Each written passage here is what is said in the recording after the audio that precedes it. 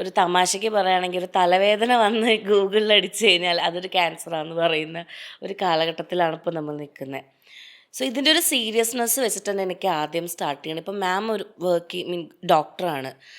So ഇപ്പം നമ്മൾ പറയില്ലേ, ഒരു 10ൽ ഒരു 2 പേരെ എടുത്തു കഴിഞ്ഞാൽ അവർക്ക് ബ്രസ്റ്റ് ക്യാൻസർ ഉണ്ടാവും. അങ്ങനത്തെ ഒരു ഡേഞ്ചറസ് സിറ്റുവേഷൻ ആണോ ഇപ്പം കടന്നു പോകുന്നത്? ഡേഞ്ചറസ് സിറ്റുവേഷൻ ആണോ എന്ന് പറഞ്ഞാലാണ്. കാരണം പൊതുവേ cancers are on the rise. കേരളത്തിൽ തന്നെ ക്യാൻസർ പണ്ട് ഡിറ്റക്ട് ചെയ്തിരുന്നതിൽ നിന്നും ഒരുപാട് കൂടുതലാണ് നമ്മളിപ്പോൾ കണ്ടുവരുന്നത്.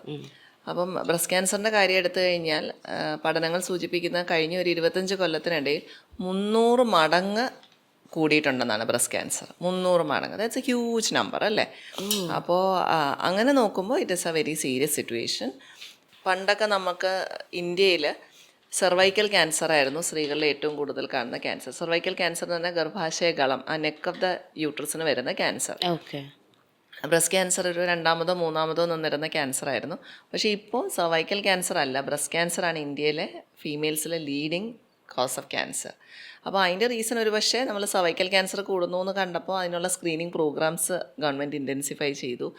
പാപ്സ്മിയർ എന്നൊക്കെ പറയുന്ന സംഭവങ്ങൾ എല്ലാവരും അറിഞ്ഞ് ചെയ്യാൻ തുടങ്ങി. പിന്നെ നമുക്ക് HPV വാക്സിൻ വന്നു. അതൊക്കെ ഇപ്പോൾ റീസെൻ്റ് ആണെങ്കിലും കുറച്ചുകൂടി ആൾക്കാരിൽ അവയർനെസ് വന്നതുകൊണ്ട് തന്നെയാണ് സർവൈക്കൽ ക്യാൻസർ കുറഞ്ഞത്. പക്ഷെ അപ്പോൾ ബ്രസ്റ്റ് ക്യാൻസർ കൂടി.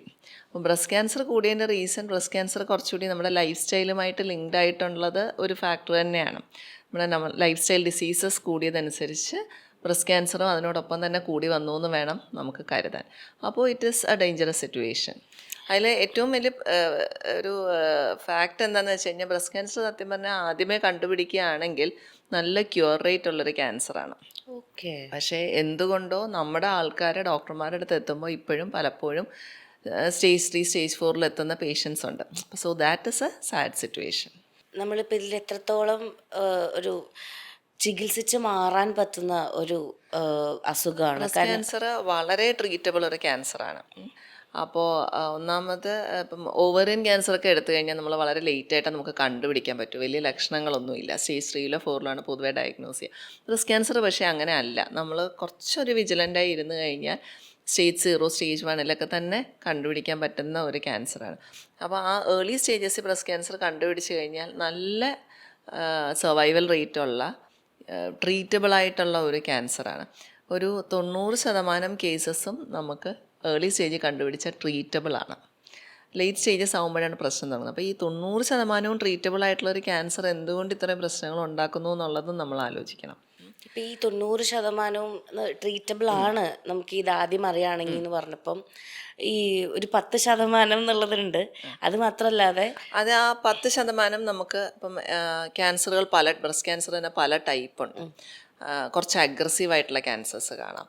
അപ്പോൾ അത് ഏർലി സ്റ്റേജ് ആണെങ്കിൽ കൂടി ചിലപ്പോൾ അതിൻ്റെ പ്രോഗ്നോസിസ് അത്ര നല്ലതായിരിക്കില്ല.